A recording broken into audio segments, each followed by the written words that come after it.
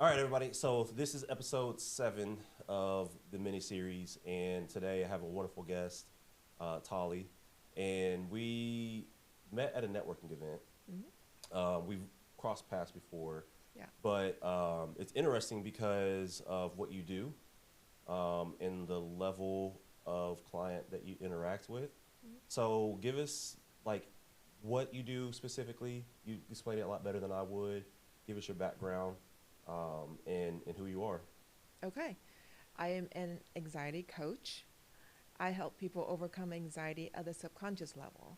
Most people would treat their anxiety at the symptom level, things like meditation and breath work, and even laying on the couch and talking about their childhood and um, different supplements. All of those things are treating the symptoms, but I go into the subconscious level and we discover what's causing the anxiety and then we release it so that we can reprogram your responses to those triggers.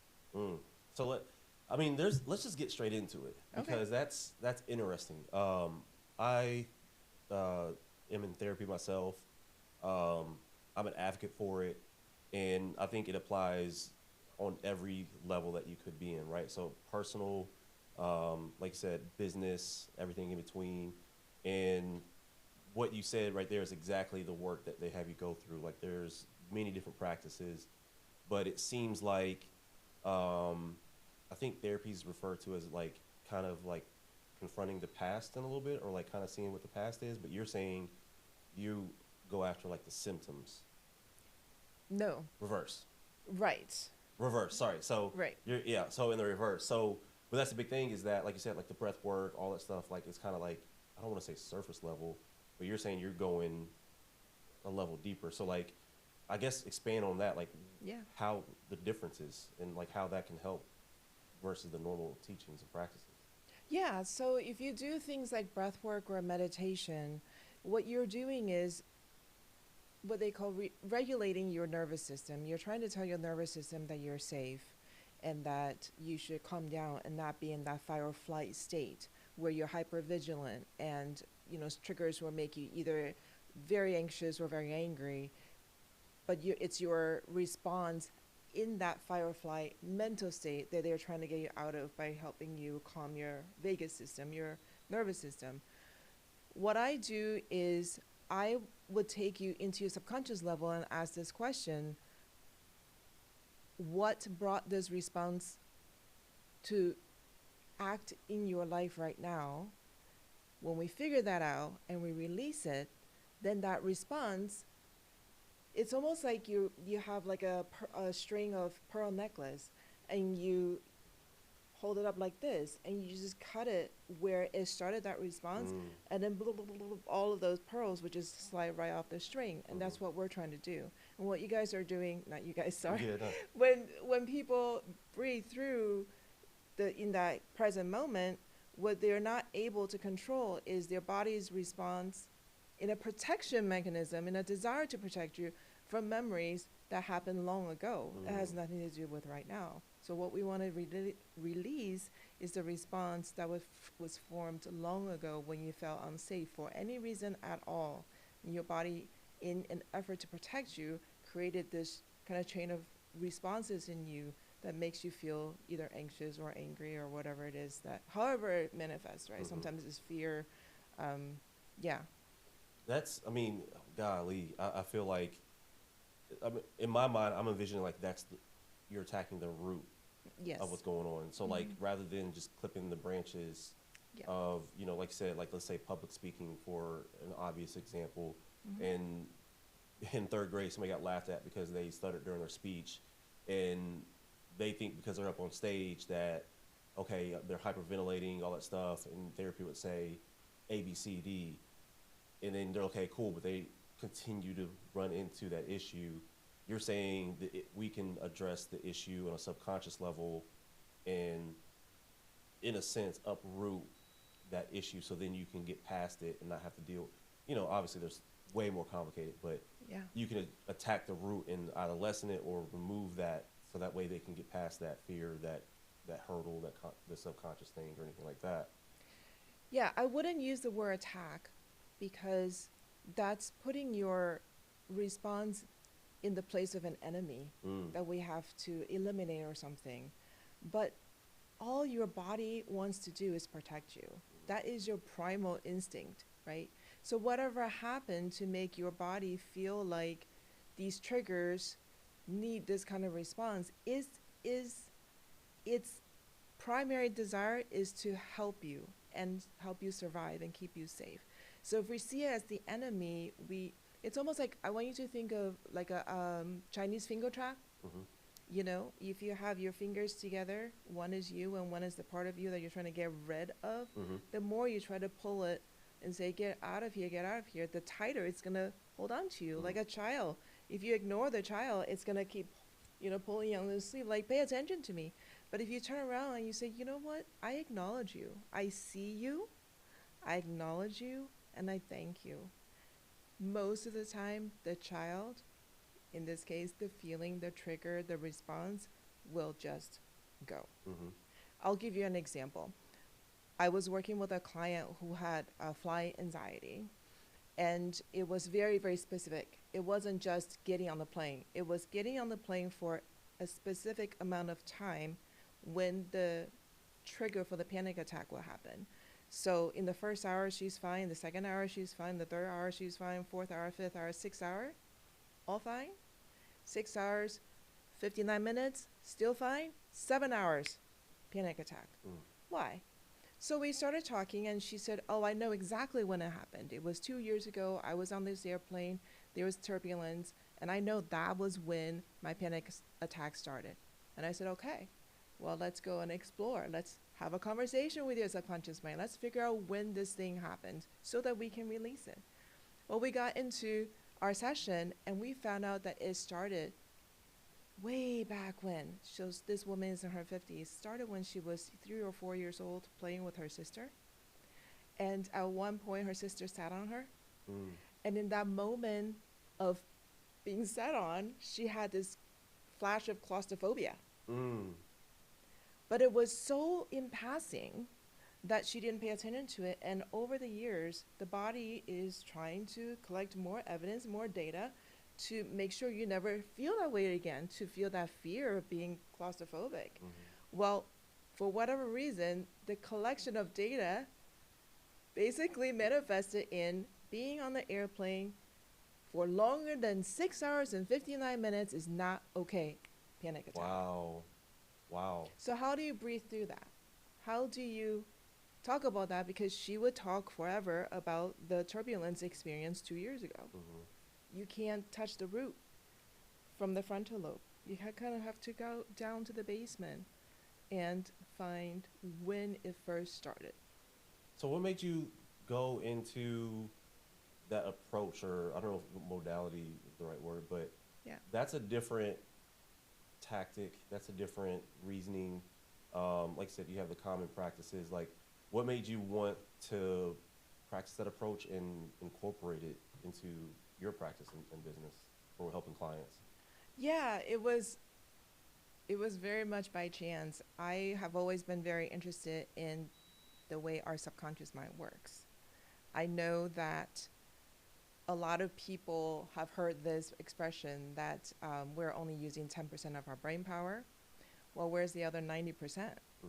Well, a lot of our behaviors are being controlled by what's going on in our subconscious mind. We don't control that. It's controlling our responses. So it was during COVID, and I was on the computer because there's nowhere else to go. Mm-hmm. And I came across a webinar on hypnotherapy, and I thought, oh, that's interesting. I'll watch it.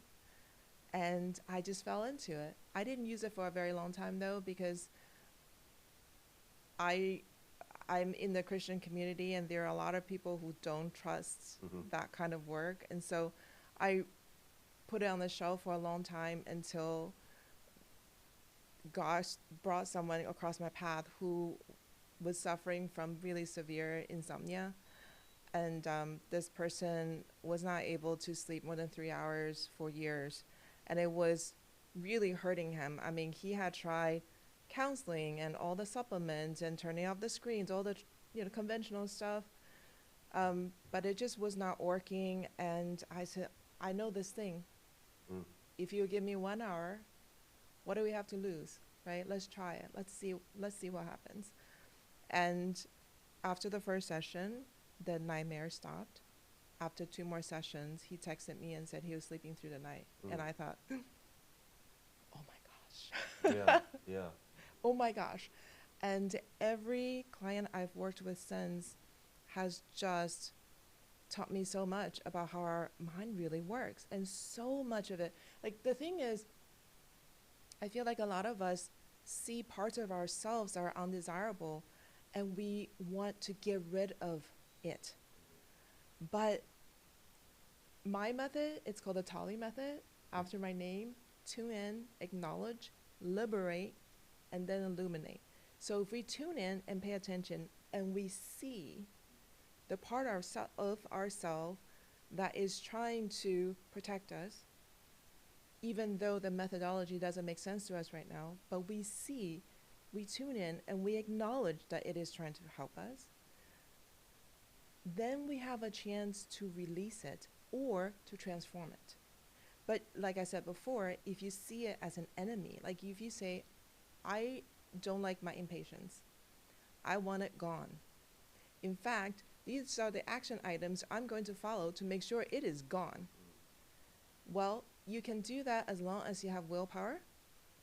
But the moment you're tired or overwhelmed, or you haven't had enough water or not enough food, whatever, your willpower is depleted, you go right back to the original, like the, what we call the limbic brain, the reptile brain, that is trying to protect you because this part is too tired, right? And they're going to do what they're going to do. They're going to show impatience. But if we see why they have that response, acknowledge it, release it, then we can do those action items to, increase our self-discipline or whatever it is you're trying to use to overcome it. Yeah. So you, that's like, I mean, that's just crazy to even it's a different level. Like there's way more into that. I feel like that's coming to my mind as far as, like you said, the normal methods that are commonly expressed. Mm-hmm. And you said that primarily, like, what are things that you run into when you're sitting down with a business owner? Because, like you said, I'm sure they're like, my imagination is just like they're laying on the couch and they're not like you said, my little sister just picked on me and ripped apart my dolls and things like that. Like, I'm not sure that's just like a conversation that just come out and Right. go with, but also, like, what is the issue? Maybe not like everybody knows they have a boiling point, but what are things that you typically see with business owners that they're dealing with that makes them come to you or even kind of be aware that they have those issues? The most common struggle is the feeling of unworthiness. Mm. And if you go into that process and you go into the subconscious mind, it always goes back to childhood when they're very young. And for one reason or another, it could be intentional or unintentional, they translated what was happening to them as themselves being unworthy. And then when you become a business owner as an adult and you're striving for your revenue goals and you're going after your clients, you're trying to expand, why is this not working? Why can't I have more discipline? Why am I not doing what I know I should be doing? It always goes back to that little girl or little boy's voice saying, I'm not worthy. Mm. I'm not worthy of success. I'm not worthy of respect. I mean, you put in the blank, right? I'm Mm-hmm. not. Yeah. Yeah. And then it's their identity. Mm-hmm. So it's funny because one thing that I've heard, and I'm sure you've heard plenty of times, is like the imposter syndrome. Yes.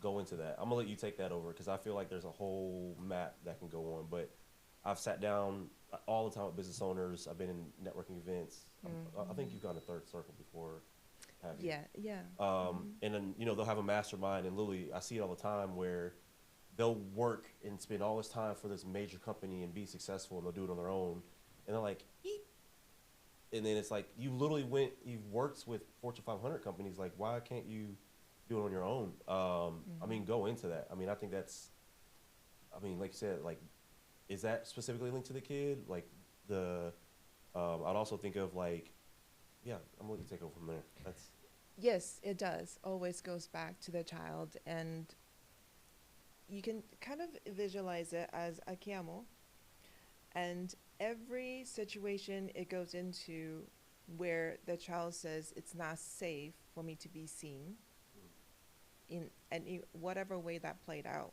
as it's growing up and collecting data. It's like the straws just keep piling onto the camel heavier and heavier and heavier and heavier until the last one goes ding, and then the camel falls down. So if you think of it that way, when you become an entrepreneur versus working for corporate, you are responsible for everything. There's nobody you can turn to and say, "Well, my boss didn't allow it. It's the bureaucracy in the company. You know, all that. All your excuses are gone. It is you, yourself, and yourself, mm, right? Me, myself, and I."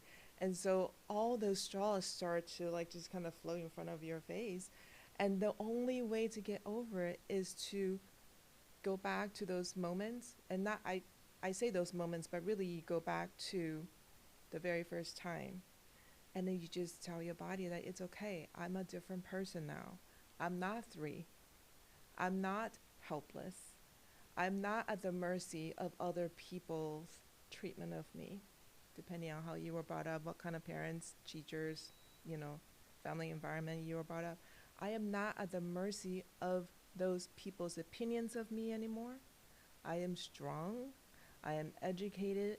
I know what I'm doing. I am an expert in my field. So you really just, it's not that you're negotiating, it's that you're letting a part of you that formed such a long time ago know that things are different now and you're going to be okay.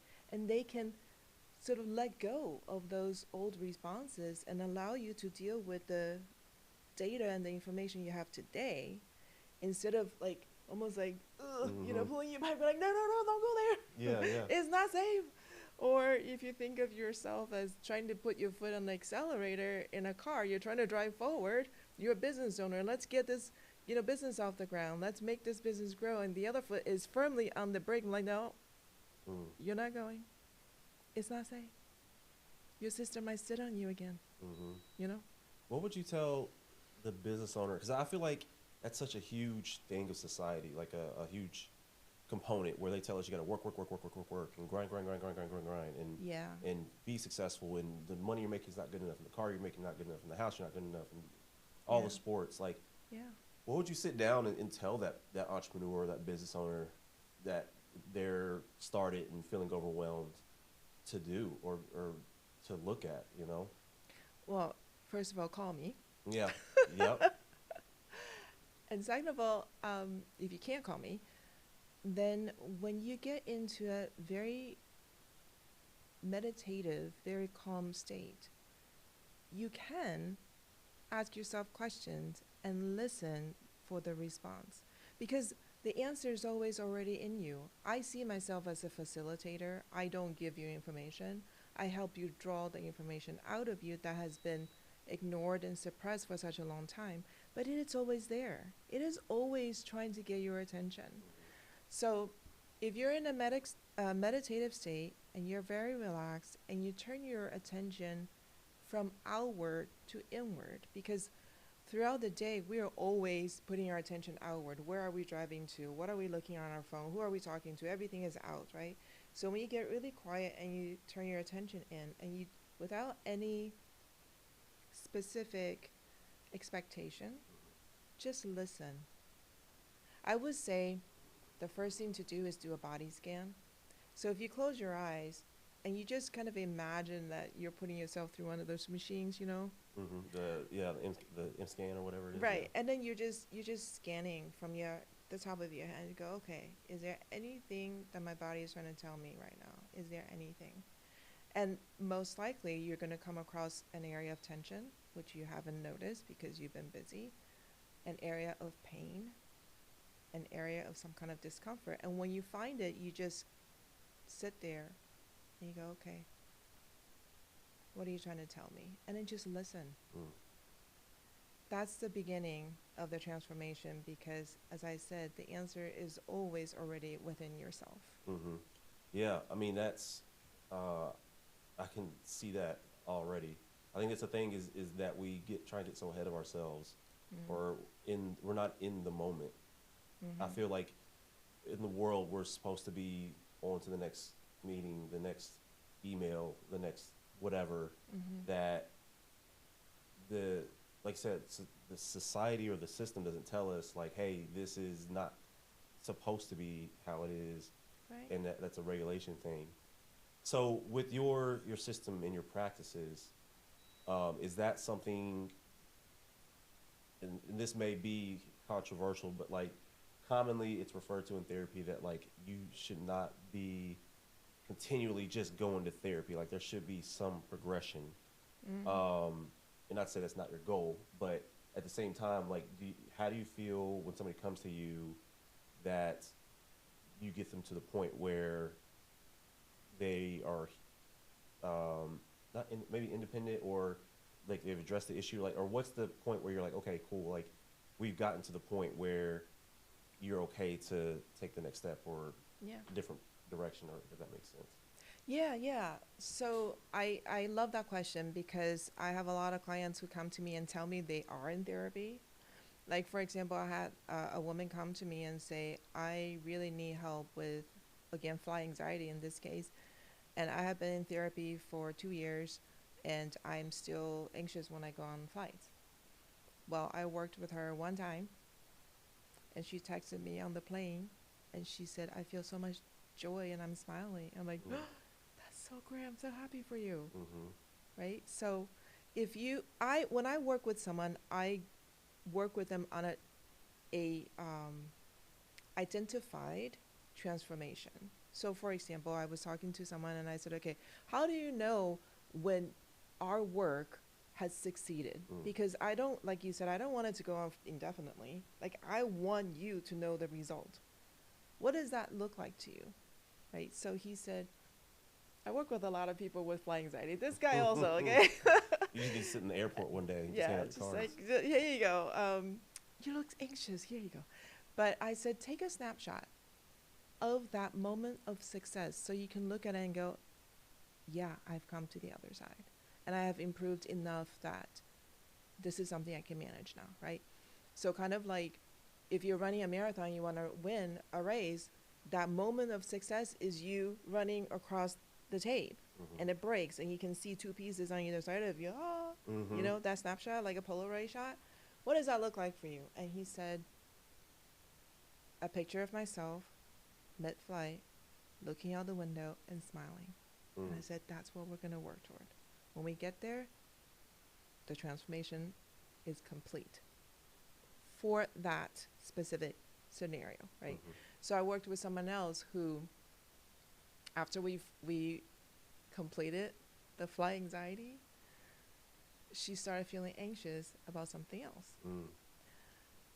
And ultimately, what's under anxiety for a lot of people, it's the fear of losing control. Mm. The fear of losing control can come out in all different areas, right? So we took care of this one, and then it just went eat, and then came out the other side. I'm like, okay, so what we need to do is go even a level deeper. Let's address this feeling of if you're not in control, you're in danger, Mm-hmm. because that's all your body is trying to protect you from, so that you are not in danger, so that you are safe. So then we began the journey of addressing that. And again, when we start that journey, I'm going to say, take a snapshot. What does that look like for you? What does success look like for you? Describe it to me. And when we get there, you'll know that you have gotten to your destination, your desired destination. And then what else comes up? Is she functional? Absolutely. Mm-hmm. Is she a generally happy person? She is. So until she finds another area she wants to improve, don't mess with things that are already fine, Mm-hmm. right? So it's not like, okay, you're gonna work with me indefinitely forever and ever, and you know, Yeah, yeah. yeah, Well, see you in 2027 type thing. right. So there is something that you said that stands out a lot. and I've practiced and seen. I'm sure you're aware of that wheel where it's like yellow, purple, red, and it has like the it's like 8 different columns, and it has like happy, angry, jealous, sad, and it's kind of like the descriptions that fit in there. Okay. Something that you said was about how they can identify like, okay, it's anxiety, but there's something deeper than that, and Mm-hmm. identifying it and speaking to it. Mm-hmm. So if somebody was in a situation, um, what would you tell them to do with those emotions as far as identifying it, right? Because typically, like, I think frustration is actually a form of anger, or like, and I've had the wheel in front of me now. I need to have it in front of me, but Mm-hmm. literally, it's like, okay, these outer feelings are actually rooted to insecurity or anger or happiness and stuff like It's that. kind of like anger is actually a upper level of hurt, Hmm. like that. Yeah. Yeah. Yeah, and you have to think of your emotions as an onion, and you peel back and layer, and then it shows the bottom layer, then you peel that off, and then, or I see almost like a compactor, all these emotions that you have to suppress, ignore, they just keep being shoved down and shoved down, and then when you try to pull out the top part, you're like, oh, there's something underneath, and then oh, there's something underneath, but again, nobody's ever going to reach a perfection state. Right. You're getting to the place where you're functioning in a way that you feel satisfied. Hmm. You're not ever going to not feel negative emotions. But if you're feeling negative emotions, that is your reaction to what's happening right now, then that's perfect. Hmm. Instead of you reacting to something right now plus all the 10,000 other times that you have carried forward. Hmm. That's all we're trying to release, is so that you can just be reacting to what is happening right now with yourself in the present moment. Isn't that something crazy where I feel like it's commonly said or felt or whatever that people make it seem like you're not supposed to have negative emotions? Like, to me, I think it's like that stands out a lot because I think people think like, oh, if let's say you come out and something was like the flat tire or something, the spilled milk or something, and they're like, I feel like the common teaching that you would commonly hear is like, oh, you're supposed to go to your happy place and Right. and all that stuff. Right. Like, I don't know, is that frustrating in a sense, or is that something you've run into commonly when sitting down with people? Yes, yes, because all emotions are trying to tell you something. And if you accept some and tell the others you're no good, don't come and talk to me, because all they're trying to do is communicate something to you, right? Then, like I said, the ones that you're trying to get rid of, they're the ones who are going to nag you the most, one way or another. They're going to get your attention. And also, anger, let's use anger as an example. Is it a useful emotion? Sure. There are times when it would be useful. If somebody's attacking your family and anger gives you energy, that's a good thing Mm. for you to fight back, right? But if your child spilled milk and you get angry in that moment, most likely you're reacting to something else because you're drawing meaning out of what happened with the spilled milk, which is not a big deal. Okay, you wipe it up, whatever's, right? It'll take you 10 seconds. But if you explode in anger, number one, it's inappropriate. Number two, it's most likely not because of what's happening in the present moment. In that case, yeah, we should find out where that's coming from and release it. But like I said, in some certain situations, when you need fight or flight, anger actually gives you a lot of energy and can be very useful to you. So, Yeah. And so you have clients all over, right? mm-hmm. So, from my understanding, practices are you have to be, I don't know if licensed in a certain area or anything like that, but like, Right. I guess what would be the experience for someone who is in California and then versus coming in and being able to sit on the couch for you? Because to me, I feel like the ability to communicate through or describe what's going on through a Zoom lens is way different than having them be able to sit down. Yeah. So how do you give the same experience or the quality of work Mm. in those two different scenarios? If somebody was like like I said, in California or Florida versus being here in Louisville, Kentucky? Yeah, that's a really great question. In terms of the quality of the experience, of course, I prefer to be in person, but some people prefer not to be in person. Some people prefer to be in the privacy of their own home. As long as their internet connection is stable and they can hear me and I can hear them, it's the same result for them.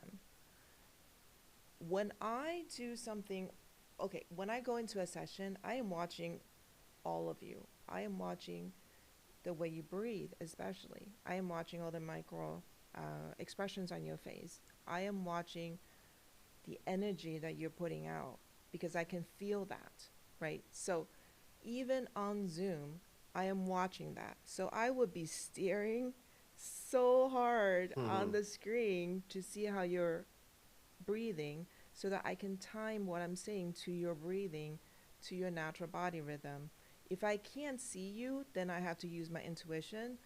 And I'm going to kind of jump into another field. Yeah, go ahead. I love energy healing. I believe we all are part of the same energy field, and if we connect like that, that's how remote healing works, right? So if I like physically can't see how you're breathing because the light is dark or your clothing is dark or something, then I have to go with my gut intuition. In terms of the results, it's the same, but I still prefer in person because you can feel my energy, I can feel yours, and I can place my hand on you if you're comfortable with that. Whereas remotely, of course, that's not possible.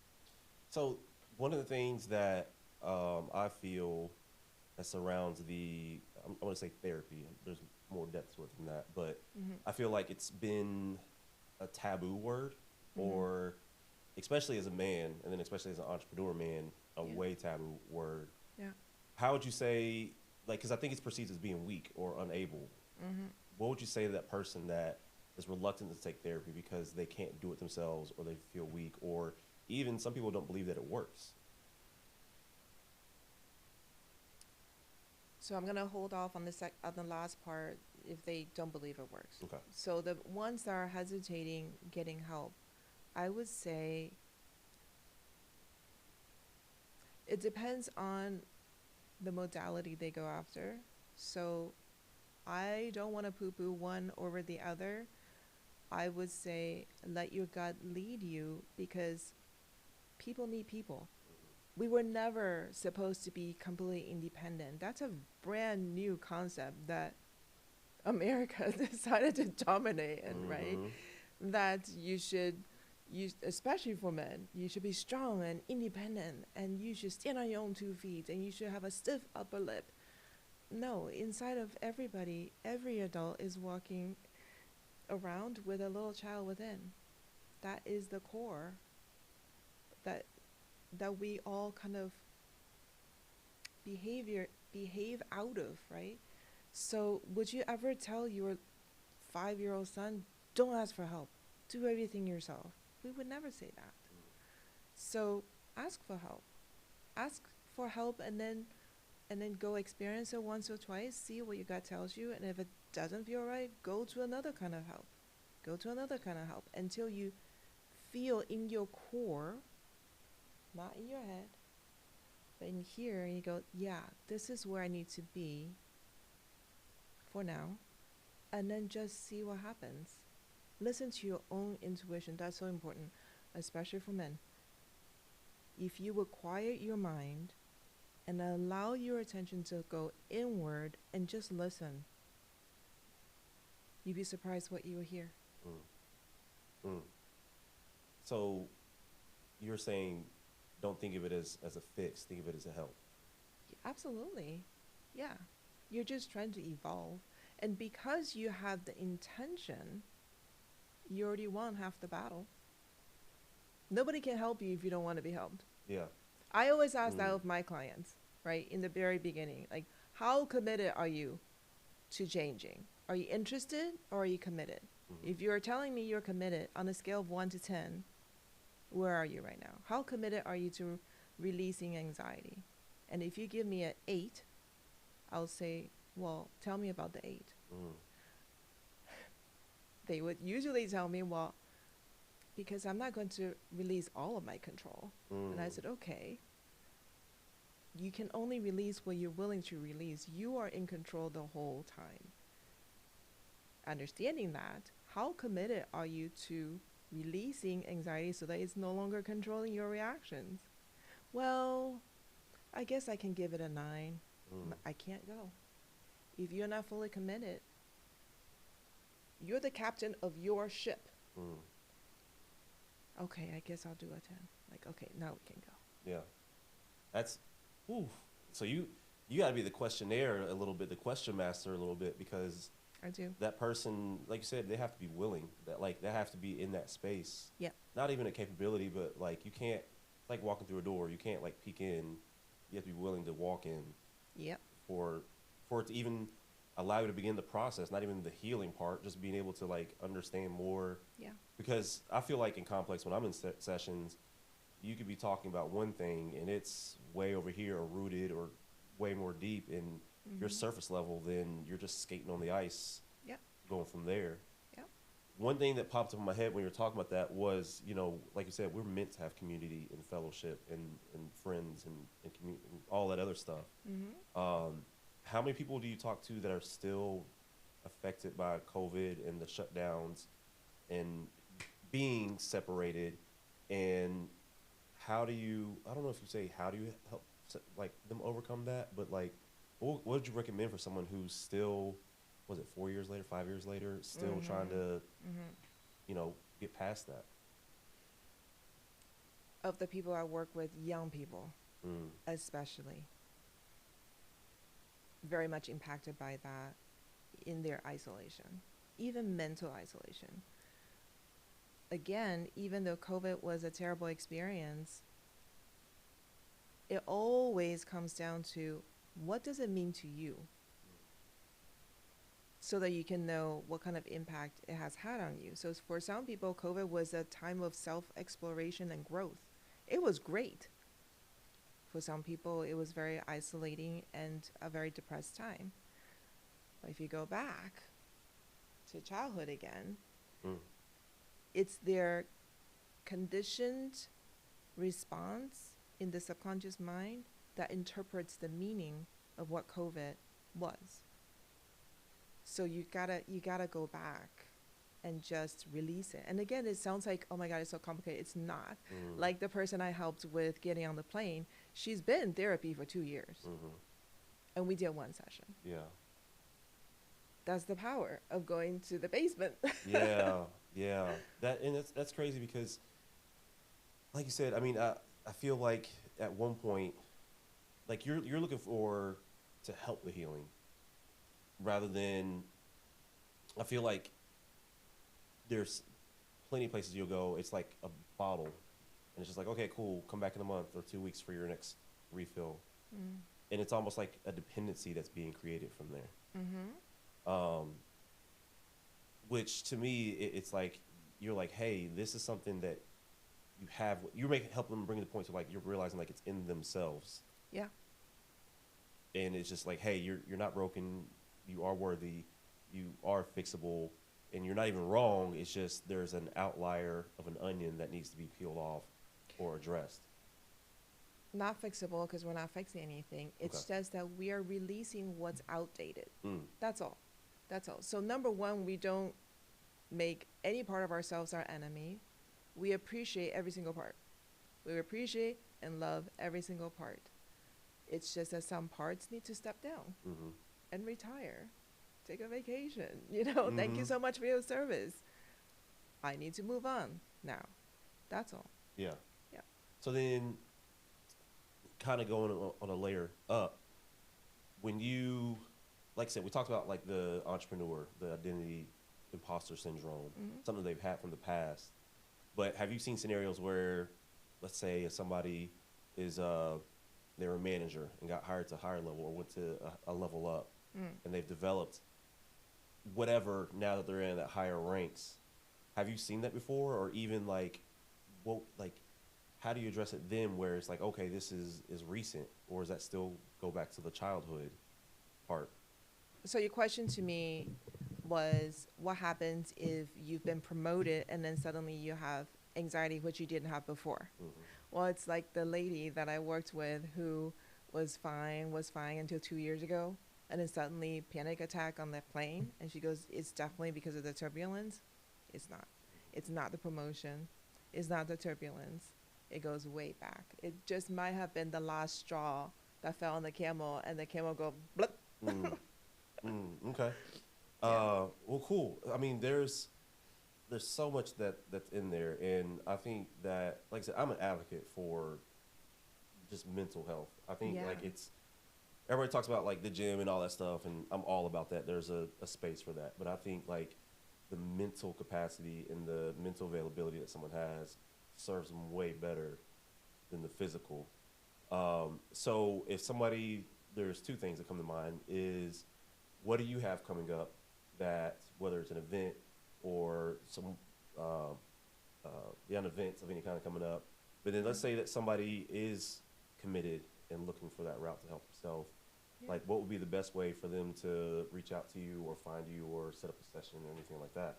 Yeah, absolutely. If you're ready to work with me, go to tali.coach. The information is there. You can set up a information session with me, or I call a discovery call, and that's where I will assess if you are ready to really make that transition, because it can happen very quickly if you're ready. If you're not, then we will tread water and let's not do that, right? Mhm. So tali.coach. I'm also going to be teaching at the Women Owned Wallet Summer Camp for women entrepreneurs at the end of May. So go to their website, WOW, W-O-W, and all the information should be there. I'm also going to kickstart a Eventbrite series, which will be 25 minutes Thursday mornings, and we just hop on and do an exercise together.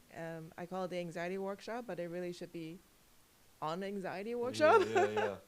Yeah, so those are great places. And you can also just email me directly, tali@talilindbergh.com. Okay. How do you spell the last name? Because I feel like that's going to be. How do you spell that last part? Lindberg. Okay, cool. Mhm. Well, Tali, thank you so much for coming down here. Let me get the chance to speak to you. You're welcome. I think that is one of the most impactful things that people can do for themselves, whether on a personal level or on a business level. So I would love to be able to help people get an understanding of what you do and Yeah. in any capacity work with you. Um, but that's it for this episode. Like I said, guys, feel free to reach out to Tali, attend her women workshop, or that Eventbrite sounds really exciting. When that comes out, I'd love to help you put that out there because that would be. Okay. I think people get anxiety just from walking down the street, so I think everybody can work on that part. Yeah. But we're gonna wrap up this episode, and we'll see y'all next time.